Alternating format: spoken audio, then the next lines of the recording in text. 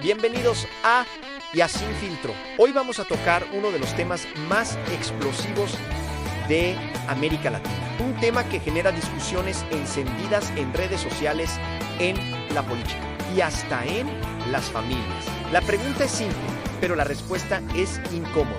¿Por qué México no ha podido acabar con los cárteles de la droga? Porque después de décadas de operativos militares, miles de arrestos y una guerra que ha dejado cientos de miles de víctimas, los cárteles siguen ahí.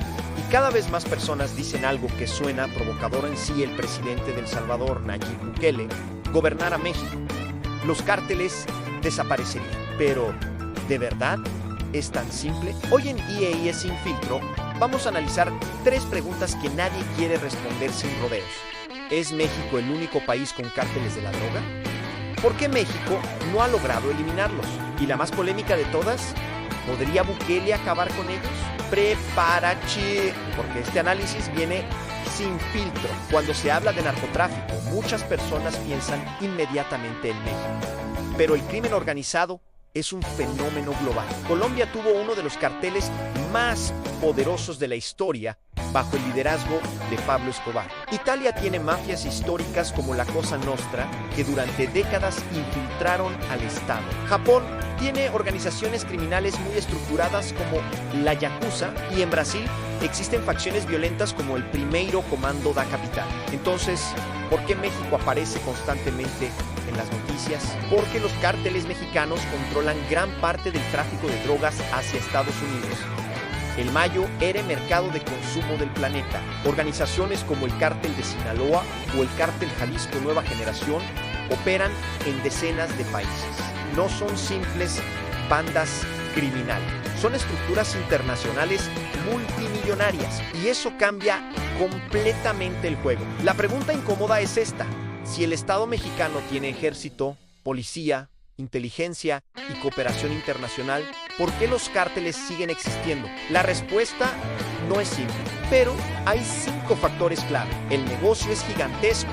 El narcotráfico mueve miles de millones de dólares. Mientras exista una enorme demanda de drogas en Estados Unidos, siempre habrá alguien dispuesto a venderlas. Eliminar un cartel no elimina el negocio, solo crea espacio para otro. La guerra contra el narco fragmentó a los cárteles. 2006, el presidente Felipe Calderón lanzó la llamada Guerra contra el Narcotráfico. Muchos líderes criminales fueron capturados o abatidos. Pero ocurrió algo inesperado. Los grandes cárteles se fragmentaron.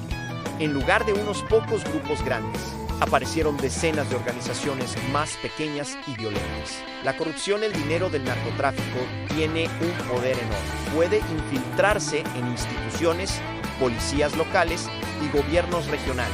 Esto debilita cualquier estrategia de seguridad. La geografía estratégica: México comparte más de 3,000 kilómetros de frontera con Estados Unidos. Eso convierte al país en un corredor clave del narcotráfico mundial. Los factores sociales en regiones donde hay pobreza, falta de oportunidades y ausencia del Estado. El crimen organizado llena ese vacío. Para muchos jóvenes, el narcotráfico representa dinero, estatus y poder. Y mientras esas condiciones existan, el problema seguirá reproduciéndose.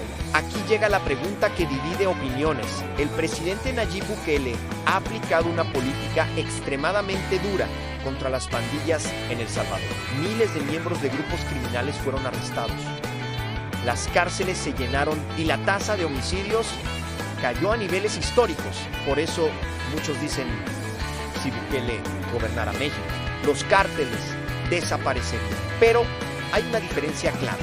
Las pandillas salvadoreñas como MES 13 o B18 son violentas, pero no tienen el poder económico ni la estructura internacional de los cárteles mexicanos. Los cárteles operan como corporaciones criminales globales. Tienen redes financieras, rutas internacionales, armamento pesado y presencia en varios continentes. Además, México es un país mucho más grande, con una población 20 veces mayor que la de El Salvador. Por lo tanto, aplicar exactamente el mismo modelo sería extremadamente complejo.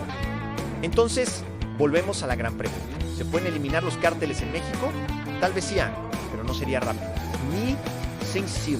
Requeriría cambios profundos, menos corrupción, instituciones más fuertes, mejores oportunidades económicas y una estrategia internacional diferente frente al narcotráfico.